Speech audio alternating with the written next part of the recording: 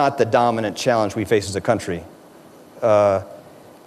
now, and we have the luxury, because we're in a relatively strong position despite our challenges, for doing this over a period of several years, not just a period of weeks and months. When you look at Europe, Mr. Secretary, you look at the growth projections that are coming out, and they're all lower than were projected, which means that the deficits are larger, which means that the debt to GDP is larger. The debt to GDP is larger in almost every case, not because the debt has gone up, but because the GDP has gone down. That is, not that the numerator has gone up, but the denominator has shrunk. Does that suggest that austerity is not a path to growth? I think the debate about austerity and stimulus is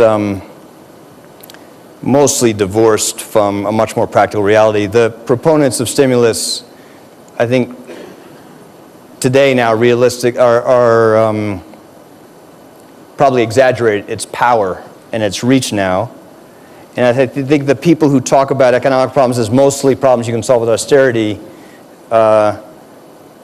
get the big things wrong. It is true, however, though, for parts of Europe, for a long period of time, there's going to be no alternative to very substantial adjustment in budget deficits in the size of the commitments governments made. There's no alternative to that. For those to work, however, they need some support and some financing, and they need to be complemented by reforms that are also helpful for growth and competitiveness over time. But they will not work if there's not a stronger commitment of financial resources standing behind the European endeavor.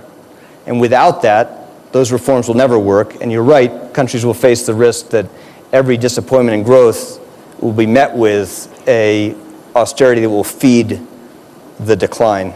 And that's a cycle you have to arrest if you solve financial crises. Europe's making some progress, though, and I think that over the last 2 months in particular, they're laying the foundations for a more credible framework. They're making progress on reforms. They're changing the institutions of Europe to put better discipline on fiscal policy. You have 3 new governments doing some very tough things. You have an ECB doing what central banks have to do. You see them move to try to strengthen and stand behind the financial sector. But I think Europeans recognize the sort of unfinished piece of that framework is building a stronger, more credible firewall, because without that, you'll be caught in that trap that you referred to.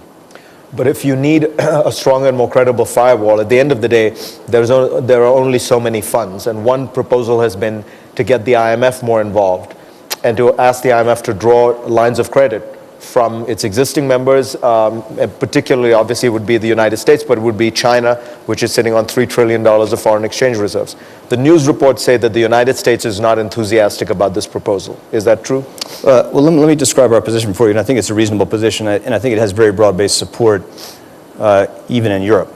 Our view is that the only way Europe's going to be successful in holding this together, making monetary union work over the long run, is for them to build a stronger firewall as a complement to the rest of the comprehensive strategy they have. And that's going to require a bigger commitment of resources. And I think that my sense is the Europeans recognize that. And they know that's the sort of unfinished piece of this framework for the moment. And they're going to have to fix that. If Europe is able and willing to do that, then we believe the IMF can play a supportive, constructive role. It can't substitute, though, for the absence of that European commitment. So if Europe is able to find the political will, consensus to build a more effective firewall, then I think you're going to see the IMF and the major shareholders in the IMF and the emerging economies very supportive of trying to reinforce those efforts, but not as a substitute for a more effective European response. You were in China recently. I'm guessing you talked about many things, but 2 among them, Chinese support for sanctions on Iran. It seems as though the Chinese are willing to cooperate much more than they have in the past on this issue. Is it your sense that in the next year there will be a tightening noose, as it were, on Iran? I absolutely think so. I think even over the last 6 months, 8 months, 2 months, few weeks, you're seeing a substantial intensification of not just the financial sanctions, but a broader effort to wean the world of the dependence on Iranian oil, those countries that use Iranian oil.